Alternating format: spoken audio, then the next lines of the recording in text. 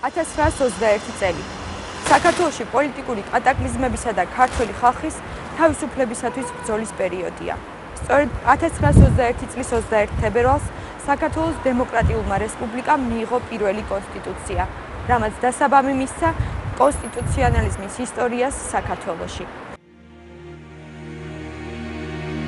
მაგრამ ამ დროს თბილისის მისადგომებთან უკვე ქვემეხების ხმა ისმოდა და ქვეყნისთვის თავდადებული ახალგაზრდები კოჯორსა და ტაბახმელასთან გმირულად უმკლავდებოდნენ მე-11 არმიას.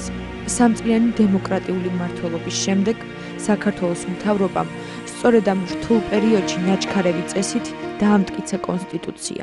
3 წელი არსებობდა პირველი რესპუბლიკა და მხოლოდ ამის შემდეგ იქნა მიღებული ეს კონსტიტუცია, ანუ გაითვალისწინა, ეს ძალიან საინტერესო მომენტია, რომ გაითვალისწინა სახელმწიფოებრივი ცხოვრების პრაქტიკა გაითვალისწინა. ეს ერთი, მეორე, ეს მაინც არის დამფუძნებელი აქტი. უცნაურობა ის არის, რომ მიღებიდან 4 დღის შემდეგ საქართველოს შემოიჭრა მე-11 არმია, საქართველო იქნა ოკუპირებული და პირველი რესპუბლიკამ შეწყვიტა თავისი არსებობა, დამყარდა საბჭოთა ხელისუფლება და შესაბამისად შეჩერდა ამ კონსტიტუციის მოქმედებაც.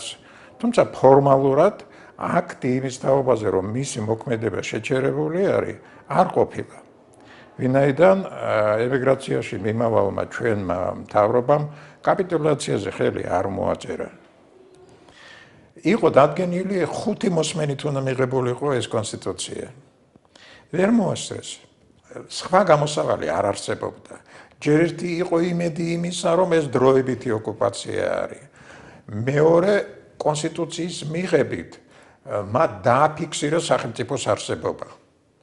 ანუ ევროპა, ამერიკას აჩვენეს, რომ აგერ არსებობს სახელმწიფო თავისი კონსტიტუციით და უცხო სახელმწიფო შემოიჭრა აქ აგრესია განახორციელა.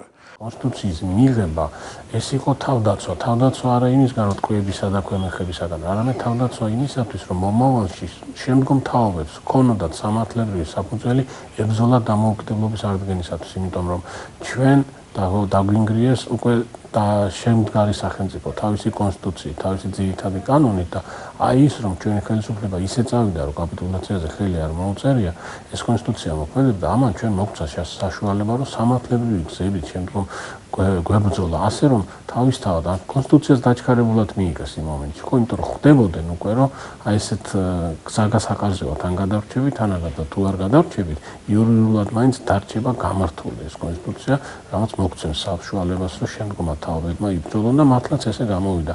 აი ამ მხრივ ჩვენმა წინაპრებმა ძალიან დიდი წინდახედულება გამოიჩინეს. პირველმა კონსტიტუციამ წლების შემდეგ დასაბამი მისცა საქართველოს მეორე დამოუკიდებელი რესპუბლიკის კონსტიტუციას და წარმოადგენდა ერთგვარ საყრდენს კონსტიტუციური აზროვნებისა და მუშაობის ჩამოყალიბებისა. თუ აიღებთ და შეადარებთ 1921 წლის კონსტიტუციისა და 1995 წლის პირვანდელ ტექსტს, სტრუქტურას, ნახავთ, რომ ახალი კონსტიტუციის 9 თავიდან 7 სათაური ზუსტად ემთხვევა 21 წლის კონსტიტუციას. უფრო მეტიც, რაღაცა დებულებები პირდაპირ გადმოვიტანეთ 1921 წლის კონსტიტუციიდან, მაგალითად, რომ საქართველოს პოლიტიკური წყობილების ფორმა არის დემოკრატიული რესპუბლიკა. ეს იქ წერია ეს. კიდე რაღაცა მომენტები არის, რომელიც გადმოვიტანეთ. 1921 წლის კონსტიტუცია გახდა მნიშვნელოვანი ფაქტორი იმისა, რომ საქართველოს საბჭოთა რესპუბლიკის პირველი კონსტიტუცია განესხვავებინათ სხვა რესპუბლიკების კონსტიტუციებისგან. წითელი არმია შემოვიდა თუ არა, საქართველო გახდა საბჭოთა სოციალისტური რესპუბლიკა და 22 წელს იქნა მიღებული პირველი საბჭოთა კონსტიტუცია საქართველოში. ზოგადად რომ თქვა, საქართველოს კონსტიტუცია არც იყო ეს 122-ის, 127-ის, 157-ის, 178 წლის კონსტიტუცია. როგორ ხდებოდა მაშინ? 22-ზე ამას შეიძლება ვერ ვიტყვით, მაგრამ 27 და მომდევნო კონსტიტუციების ტექსტი იწერებოდა მოსკოვში. იწერებოდა საბჭოთა კავშირის კონსტიტუცია. მერე ეს ტექსტი ჩამოდიოდა საქართველოში და საქართველოში იცვლებოდა ტოპონიმები, სახელები მოსკოვის ნაცვლად თბილისი, საბჭოთა კავშირის ნაცვლად საქართველოს საბჭოთა სოციალისტური რესპუბლიკა და ეს იყო ჩვენი თავსამართალშემოქმედება და გარდა ერთი ნორმისა. პირველსავე 22 წლის კონსტიტუციაში ჩაიწერა, რომ საქართველოში სახელმწიფო ენა არის ქართული ენა. ის რომ 15 რესპუბლიკიდან ერთადერთი იყო საქართველოს, რომელსაც კონსტიტუციაში ეწერა სახელმწიფო ენა რუსულის გარდა არის მშობლიური ენა, სწორედ მოდიოდა იმ 1921 წლის კონსტიტუციიდან, რომელიც მერე გადაიტანეს საბჭოთა საქართველოს პირველ კონსტიტუციაში და შემდგომ უკვე ყველა დანარჩენ კონსტიტუციაში. ეს პატარა დეტალია, მაგრამ ესეც მნიშვნელოვანია. 1921 წელს მიღებული კონსტიტუცია, სოციალ-დემოკრატების მიერ შემუშავებული საკანონმდებლო აქტი, ქვეყანაში არსებულ მდგომარეობასთან უფუნქციობის მიუხედავად, იყო ქართველთა თავისუფლების შენარჩუნებისთვის ბრძოლის ერთ-ერთი იარაღი და უცხოელებიც მას სათანადოდ აფასებდნენ. გერმანიის ფედერაციული რესპუბლიკის საგარეო საქმეთა მინისტრი ჰანს დიტრიხ გენშერი წერს, რომ ეს უმაღლესი კლასის კონსტიტუცია არისო. რომ იქ არის ასახული ყველა ის ფასეულობა, რომელსაც დღევანდელი ევროპა იზიარებს. 100 თუ არა ვცდები 155 მუხლი არის პირველ კონსტიტუციაში. აქედან 76 ადამიანის უფლებები არის. კარგი ეს თუ ცუდია. თავისთავად თითქოს კარგი არის. ეს კიდევ ერთხელ ვიმეორებს, სოციალისტების პროპაგანდის ნაწილიც არის და მათი პოლიტიკის ნაწილიც არის. როგორც მაშინდელი მართალია ისინი წმინდა სოციალისტები არიან, სოციალ-დემოკრატები იყვნენ. უბრალოდ კონსტიტუცია რომ ამოქმედებულიყო არარეალური იქნებოდა და მისი განხორციელება მით უმეტეს რომ არ არსებობს ამ სახელმწიფოებრივ სტრუქტურაში ორგანო, რომელიც გააკონტროლებს ადამიანის უფლებების შესრულებას, როგორიც არის საკონსტიტუციო სასამართლოები. მომდევნო ეტაპზე ევროპაში უკვე იყო შექმნილი ასეთი, ავსტრიაში იყო. მაგრამ საქართველოში არ შექმნეს ეს და ეს მოვალეობა დაავალეს, დააკისრეს პარლამენტს.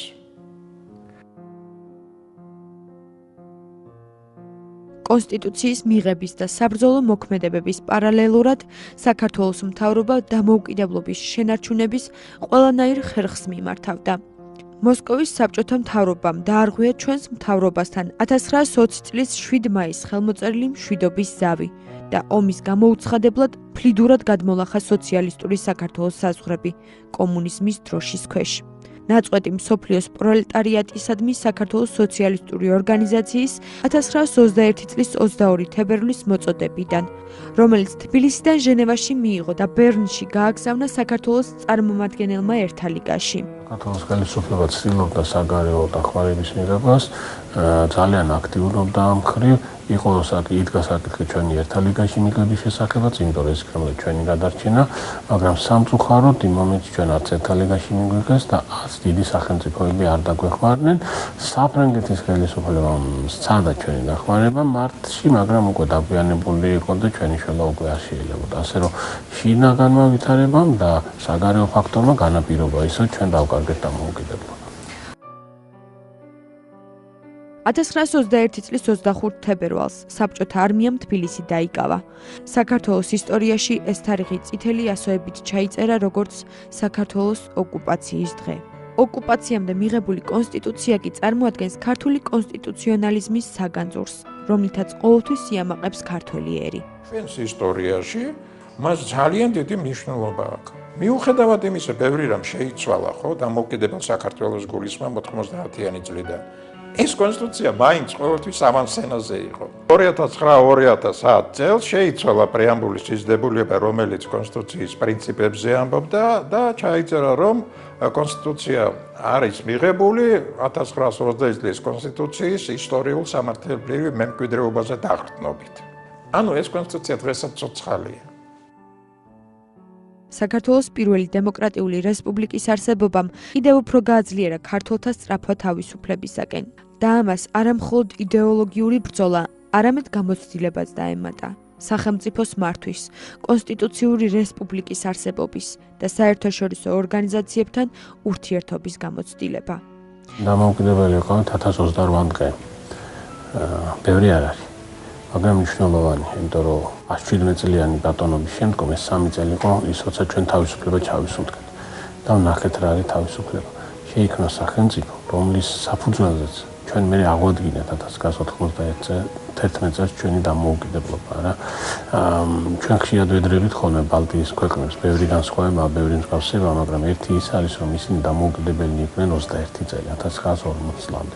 ჩვენ მკლავს მხოლოდ 3 წელი. ის სახელმწიფო არ დანგრეულა შიდა პრობლემების გამო, დაინგრა საგარეო აგრესიის შედეგად და ის 3 წელი იყო ყოველთვის ისკენაც მივისწრაფოდით მე მთელი მე-20 საუკუნე, როცა იყო ეროვნული განმათავისუფლებელი მოძრაობა, ხო? აი ეს მანათობელი შუქი იყო, საითქენაც მივდიოდი და სამართლებრივი საფუძვლები ჩვენ როდესაც 1991 წლის 9 აპრილს დამოუკიდებლობა გამოაცხადეთ, 18 წლის 26 მაისის საფუძველზე გამოაცხადეთ, ხო? ასე რომ ის 3 წელი იყო ძალიან მნიშვნელოვანი. თავისუფლება დაკარგული ერი 70 წელი განაგრძობდა ბრძოლას. იმ იუნკერების, სამშობლოდან გადახვეწილი ხელისუფლების, 19 წლის მედდის მარო მაყაშვილის სახელით, რომლებმაც თავისი ცხოვრება სამშობლოს ანაცვალეს და დამოუკიდებლობისთვის ბრძოლის სიმბოლოებად იქცნენ. სწორედ მათი დამსახურებაა დღევანდელი დამოუკიდებელი საქართველოს არსებობა. იმიტომ რომ ხის სიდიდე ფესვებიდან იზომება. ფესვებსა და ისტორიას მოკლებული ერი კი გადაგვარებისთვისაა განწირული. ჟურნალისტი ელენე